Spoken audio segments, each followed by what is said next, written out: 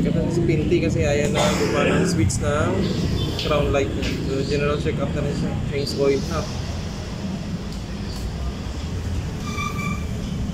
Dito tayo ngayon sa ano, store ng Kuromaki. So may nagtanong ng after sales service ng Kuromaki. So report natin na mayroong problema dun sa switch ng ating crown light kaya tayo ay pumunta rito. Pero dahil nga 3 months na rin, maintenance na rin natin. So nagpalit tayo ng oil at ang bayad po rito ay 500 pesos. Pero yung sa service ay hindi na mo natin libre na po to for 1 year. Nagluloko eh. Ilaw natin. So nagluloko kasi siya rito.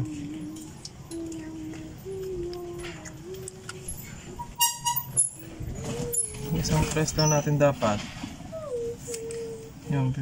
Yan, kailangan. Ito yung pina-check up natin kay Pinty. Ilaw niya rito. So, check natin. Kailangan kasi mahaba siya eh. Mahaba siya Yung left na ilaw niya.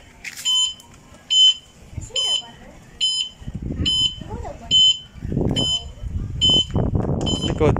Ilaw.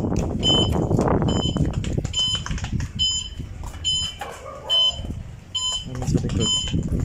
So okay naman siya. perfect heart. Yung sa kabilang side.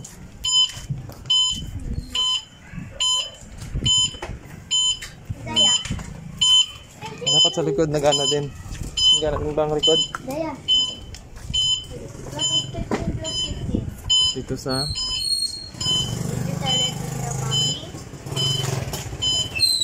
What is it? indicate yung arrow doon. Yan. Tapos yung ilaw. Tapos try ulit. Yan. Ito. Nagluloko-loko ang switch nito. Okay na.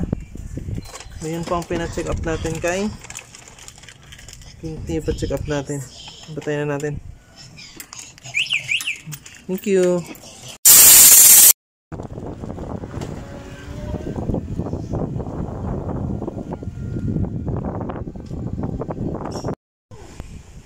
Morning! Kukuha tayo ngayon ng sticker dito sa Heights para kay Pinty.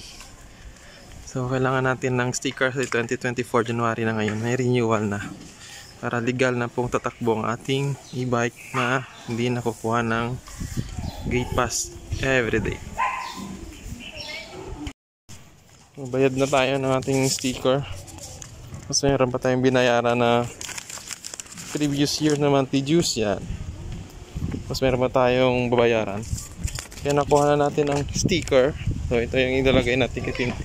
O ilagay mo na. Saan na natin ilalagay ito? Saan na ilalagay yun? Sa ibabaw? Sa ilalim? Sa ibabaw dito. Ito? Ganyan no? O ikaw ka magkabit o. Kabitan natin. Meron ng ID si Pinty. Kabit natin si Pinty.